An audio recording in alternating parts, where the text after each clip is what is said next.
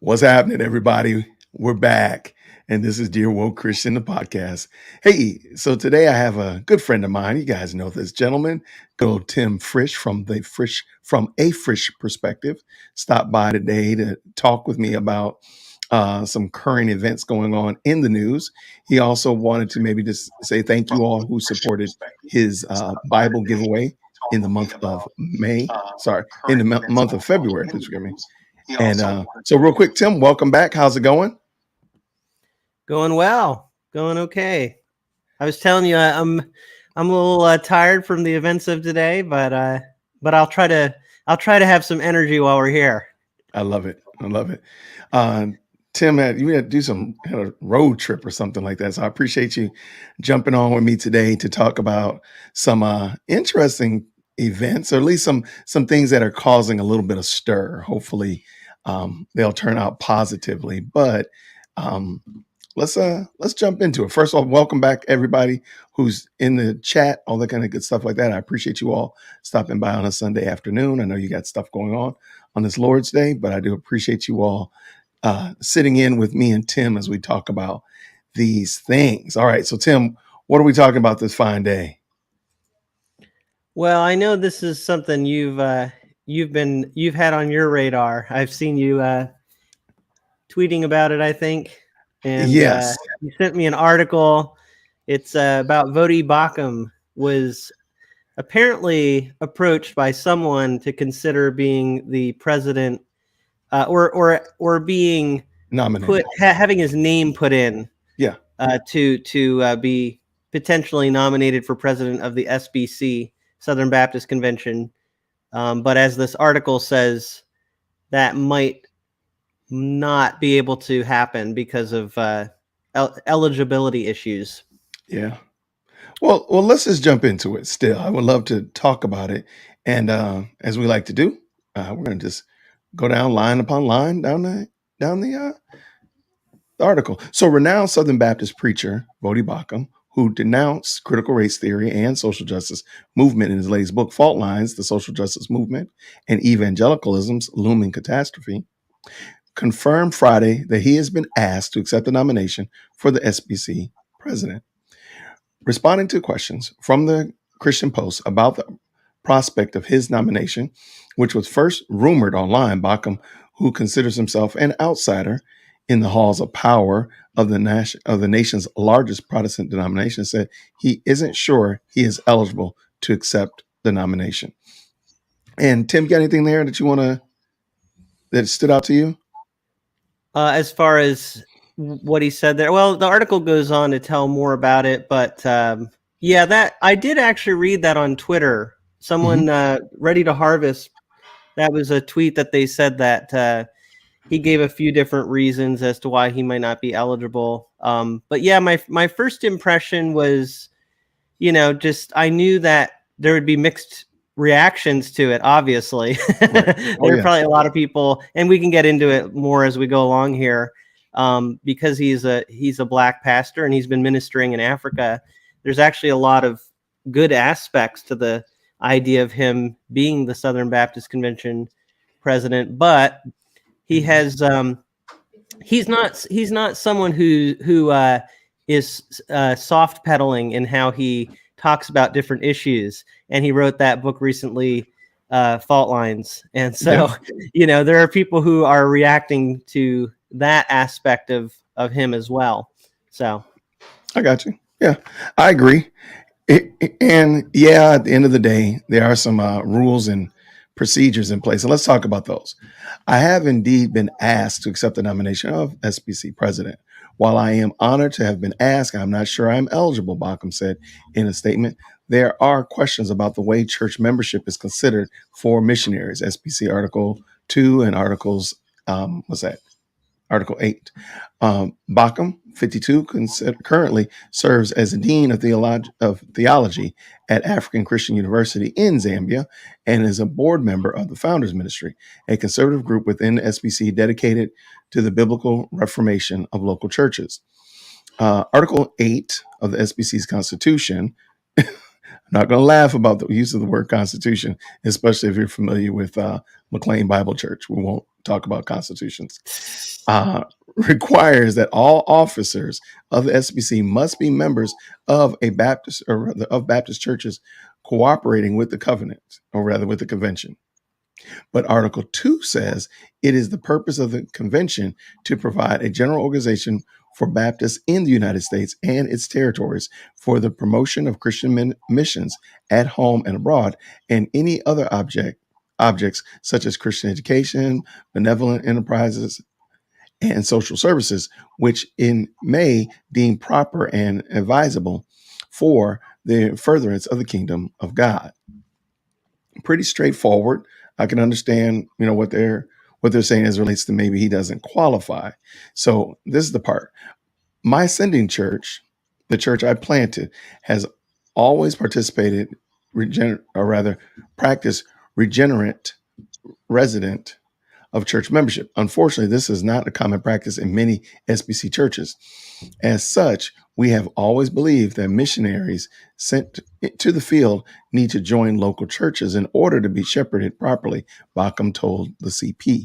Now, I think that's where I think it gets a little bit interesting, because it does get into like, well, what, because it sounds like to me, as you read the article further on, you're going to see, it sounds like Voddie wants the local church to be, be autonomous, and the elders and deacons to be able to do what they need to do in order to grow their church and, of course, shepherd properly. It sounds like the SBC wants you to be a part of only an SBC church, and if you're not a member of an SBC church, then it almost sounds like you have to be a dual member, or you have to travel super far in order to be a member of an SBC church, which I think is part of the kerfuffle there, and why Voddie is not a member of an SBC church in Zambia. But what did you think? It's a little hard for me to see the article on my screen right now. So the perception I had is it had to do with because his church is overseas, or because the ministry he's doing is overseas. That seemed to me to play into why the ministry that he is in right now. Maybe I'm wrong on this, but I got the sense that the ministry he was doing in another country wasn't considered part of the SBC. So I thought it tied in somehow with the fact that it was an overseas ministry.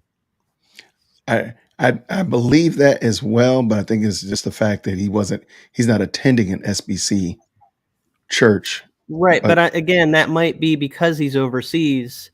I don't think it's a choice. I think he wants to be part of the SBC, but I could be wrong on that. Yeah, in other words, I think it's a technicality. Yeah, I think so too. Unfortunately, since the SBC is an American entity, that means missionaries who leave the United States must either practice non-resident membership, which I am convinced is unbiblical, or join a local church and be technically outside the SBC while being counted as SBC missionaries. I think this is where Voddie and his family are getting caught in the weeds, because they are a part of it sounds like they're part of just a faithful congregation there in Zambia, but it's not primarily or considered an SBC. Hey, I mean, be like David Platt. I mean, just fill out a form and keep it moving. All right, let's stop. No more McLean Bible Church jabs. Baucham calls the situation. Baucham calls the situation a huge problem for foreign missions, and many spend years on the field being members of churches thousands of miles away, refusing to submit to local church leadership on the ground, and suffering spiritually as a result. To me, I think that right there probably is a good, if anybody's ever asked, why do missionaries fail and why missions fail, I think this might be part of it. If other denominations are requiring that their members do things like this and they're not properly shepherded, that might actually lend itself to some of the problems. Either way, or rather, either that or they practice some kind of dual membership. Either way, it sends a terrible message to those whom we serve. And I think that's, understanding Dr. Baucham's approach to ministry, understanding his approach to church membership and the importance of church membership, I can understand why he would say that this presents a problem for the people that they serve. But you got anything there, Tim? Not really. This you know gets into just how their group operates, and I'm sure it has to do somewhat with how Baptists are. Baptists are very hands off, and so it doesn't surprise me that there's a distancing once you. I mean, even within the country, the SBC doesn't really have authority over churches. It's really a voluntary membership as long Okay. as you hold to their basic tenets. So it's very much not a top down kind of a hierarchy. And then when you get overseas, I'm sure it's more hands off, but it does have its downside, which I think is what's being brought out here. Yeah, I think that's probably the bigger issues. Like, this is a problem, and maybe it'll shed some light on this problem, and hopefully, maybe it'll get resolved. Maybe. So, all right. So, I'm a missionary sent by an SBC church, supported by an SBC church, reporting to an SBC church. I feel like I read that sometime earlier today. I don't know why, but I am technically not a member of that SBC church because my family and I entrust our souls to a healthy, ind- indigenous local Baptist church at the behest of our SBC church. And I think that's probably really the big issue is that they don't. And if you know Dr. Baucham's story, he has no problem being a part of a church that doesn't fit the mold. So I totally get it. Hence, it appears my commitment to missions and biblical church membership has rendered me ineligible for any office in the SBC, he added. At least that's the way I read it. Um, that's kind of the point that you're making, I believe, Tim. Do you agree? Or Yeah, I think it sounds to me like if he wanted to stay a distant member of his church in America, he could, I guess, do that. But instead, he wanted to be a member an indigenous local church. right? So that church in Africa can't be part of the SBC. So for on that technicality, he Wow. can't. He's not eligible to be president because that church in Africa is not part of the SBC. Yeah, that's what I'm getting in that. So let's continue this video right here. All right. So Baucham's response comes after SBC President Ed Litton announced on Tuesday that he would not seek re-election following his first year in office. Okay. Willie Rice, a pastor of Calvary Church in Clearwater, Florida, who delivered the convention sermon at the 2021 annual meeting last June, is also expected to be nominated for the SBC presidency at the 2022 SBC annual meeting this June in Anaheim, California. I don't know anything about Willie Rice. I don't know if anybody knows anything about him. Again, I'm not a Southern Baptist, but I just find this whole thing kind of interesting. Do you know Willie Rice by any chance? I really know very little, but I did see someone talking about him, and it didn't sound like he would be very different than Voddie Baucham. We'll put it that way. No, He would be very different, I think, in his approach to different things. yeah, that's probably fair. That's probably fair. And let us continue. Uh, though he is a popular figure, particularly in the more conservative wing of the SBC, Baucham is viewed by some as a polarizing for his views on race and the role of women in church, which have been two of the most contentious points in the denomination in recent years. I think we can all agree to that for sure. Baucham, who had successful coronary bypass surgery last year, told CP in an interview about his latest book last summer that he feels his positions have made him an outsider in some of the evangelical circles. Popular evangelicalism is woke. So most of the things that I am pointing out put me on the outside of of the echo chamber, not on the inside. I mean, I'm not going to be invited to the CRU, or rather crew, or InterVarsity, or the Gospel Coalition, or I could run down the list. I'm not going to be invited to any of those things that are the premier places in evangelicalism, he said. What you think about that? Would you invite Voddie to something of yours? You asking me? Yeah.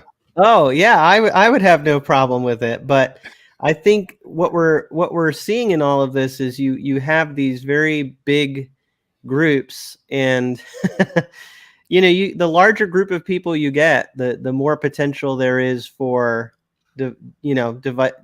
division or different perspectives. And someone like Voddie, the large group of the Gospel Coalition, for example, but even the Southern Baptist Convention, I mean, Voddie Baucham has a particular viewpoint that, because he takes a very strong view, there are a lot of churches that, different Christians within the SBC that would disagree with him.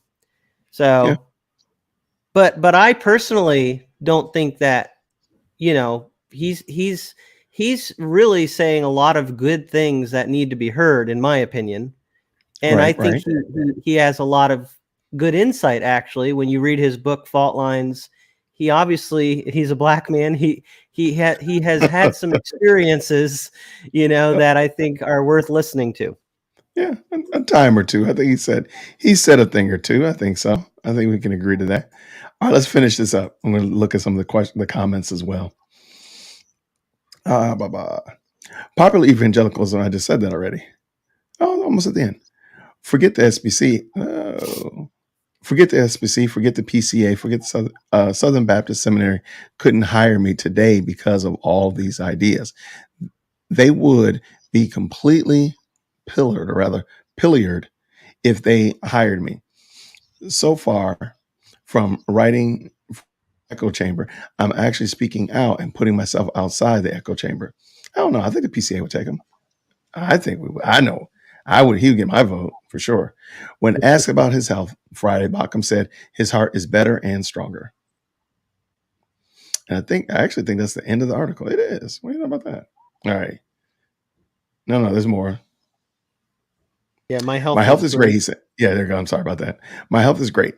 I was checked out at Mayo Clinic a few months ago and came through with flying colors. I am back to doing everything I was doing before my illness. By God's grace, my heart is better and stronger than it has been in years. So, all right. So that was, I guess, the cold blanket to the internet kerfuffle about whether or not Voddie was going to be the SBC president, or at least be nominated as an SBC president. I mean, I would hope that they would consider it, but it sounds like something that's been going on. So it seems like he's well versed that he's not eligible well before anybody else said that he wasn't eligible. Do you agree? That he said he's not eligible. Is that what you were Yeah, referring it seemed to? like he Yeah, was well versed in this. He already I, knew a I lot of think these that issues. that was probably good for him to just explain those things so that people wouldn't get their hopes up.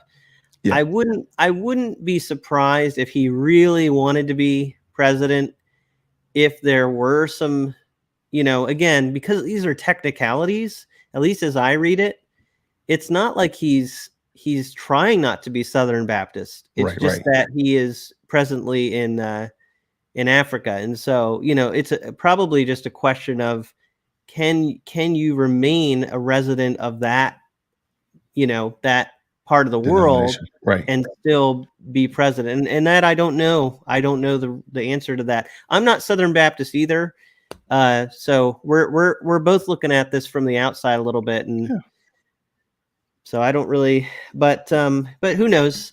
I know that Neil Shenvi, if anybody knows him, he wrote on Twitter, this was a joke. I'll just say it right now. It was a joke, but he did say, Shenvi for SBC president, if you vote for me, all of your wildest dreams will come true.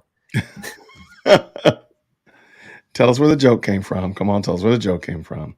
So I actually, I had this idea that maybe we could get Jason X to do a dance routine for Neil Shenvi at the Southern Baptist annual meeting when they vote. So I love it.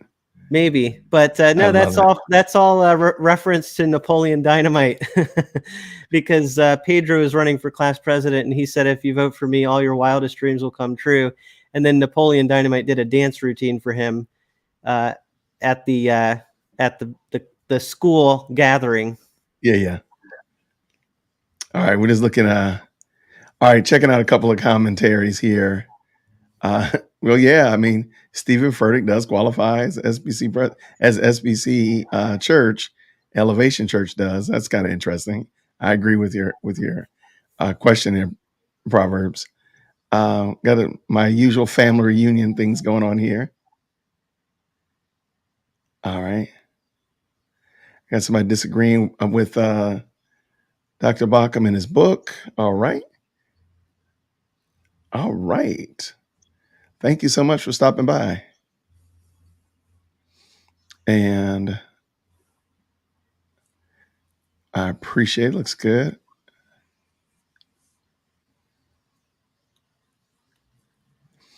All right. I don't know, man. My friend, maybe you have maybe you have an argument and for another show or another episode. Feel free. I don't know if it's necessarily what we're talking about right now today, but hey, I appreciate you stopping by, man, for sure. All right, let's see. Good to see everybody here. What is the difference? Why is Jason X a food thief?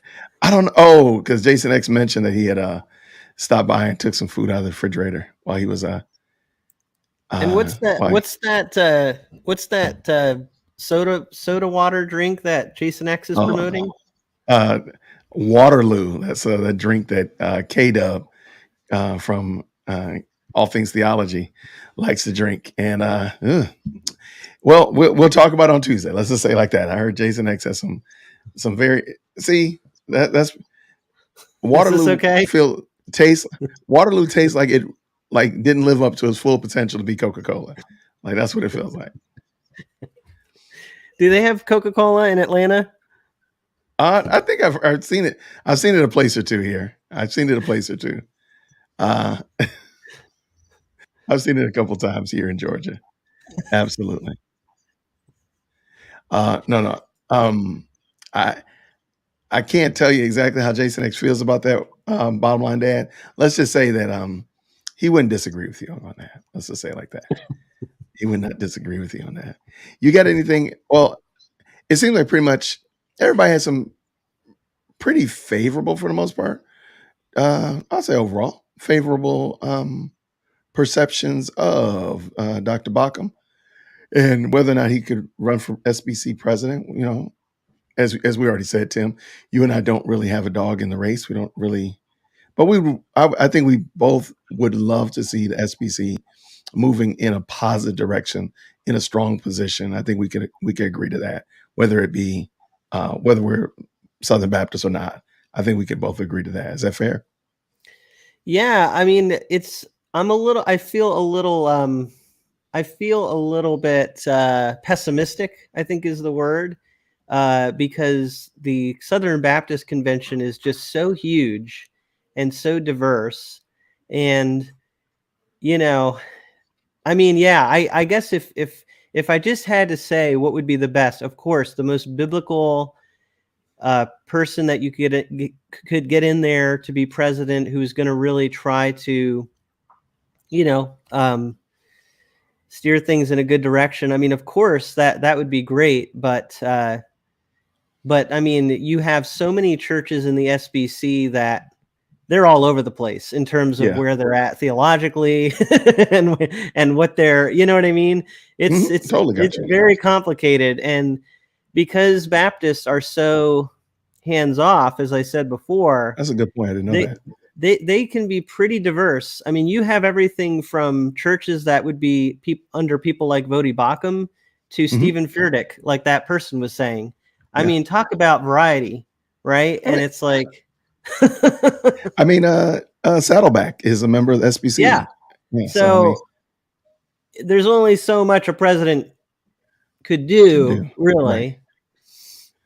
I guess I didn't know, and thank you for telling me. I didn't realize that the Baptist denomination, they were so hands off, as you said. So yeah, they can. I think they can vote on different measures, and there maybe there are guidelines that they want churches to consider, but they can't really. They don't believe in enforcing anything from the top down. The only thing, as far as I understand, is you have to be doctrinally able to say you agree with them.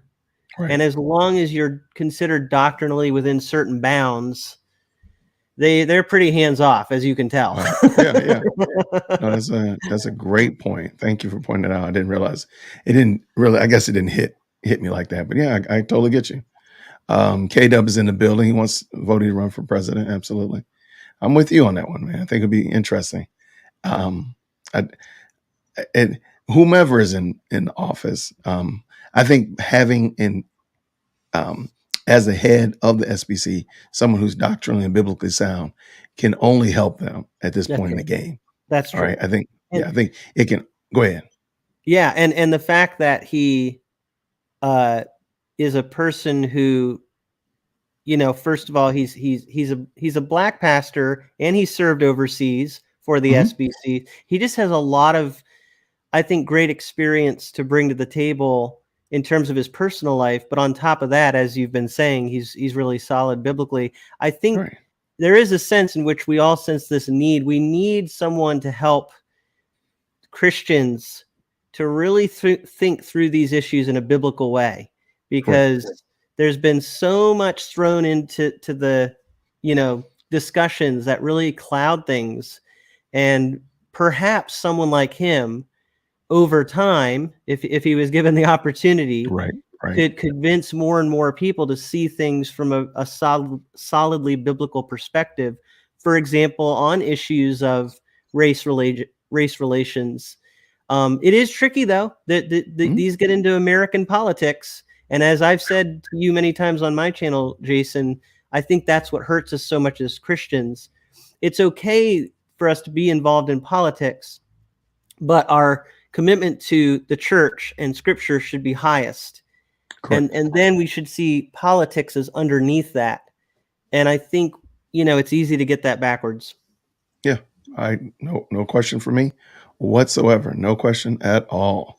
Um, yeah, man. It looks like for the most part, looks like the general consensus is one time I need to do a poll. That's what I need to do next time is do a poll and see what check the temp of the people. I should have done that. Next time I'll do that. But I appreciate it. But Tim, I appreciate anything. You got anything fun going on your channel this week or anything coming up new that you want to talk about real quick? Well, as I told you before, I do have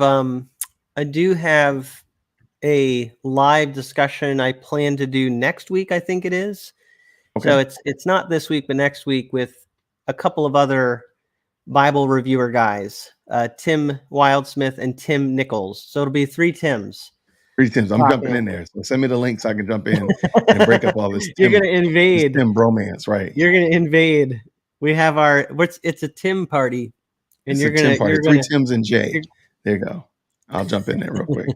yeah. I But love it. I did do that Bible giveaway. Yes. You and I promoted that, and over 300 people were entered into that drawing, and we had 3 winners, and the Bibles have been sent off to them. One, I think, was in Oregon, if Oh, I that's remember international correctly. right there. Practically, I might be wrong on that. I think it was Oregon and Texas, and I really can't remember the third place, but I think it was somewhere else down south. So Okay. Well, man, I appreciate it. Thank you for letting us be a part of that. That was fun. And yeah, it looking was really forward good. to I hope to do more in the future as well. So we'll do it again sometime. I love it. I love it. Um, well, as I told everybody on Tuesday, I think K Dub is going to get us a verbal lashing from Jason X about this Waterloo. I heard. I'm not saying it's a fact, but I heard that K Dub might be getting a little bit of a tongue lashing about this Waterloo. And on Thursday, this Thursday coming up, I'm doing a live discussion with Timothy Brindle, um, one of my more favorite Christian hip hop artists. And I do want to encourage everybody, if you have not seen K Dub True's interview with Timothy Brindle this past Thursday, I would encourage you to check that out because he stole all my thunder. I had to go back and rewrite all my questions after that interview because they were so good. But so I got that on Thursday. Then on Friday, I'm doing a Reddit report with Richard. We're going to be talking about some of the things we found as we scoured Reddit and came up with some pretty interesting things to talk about this week. So that's going to be fun as well. But that's what I got going on. Tim, I appreciate you jumping on. I know I texted you. I think you were just getting back in the house from your long trip. And I was like, hey, Tim, let's talk about this today. So I appreciate you jumping on. I know it was kind of last minute, but you're a All trooper right. and I appreciate it. It's good. It's good that we could do this. Thank you. Oh, yeah, absolutely. So everybody, I thank you so much for checking us out. Continue to pray for not only the SBC, but also your own church. Pray for your own pastors. And prayerfully, by God's grace, we will see you all soon. So thank you very much. And until next time, everybody, grace and peace. Take care.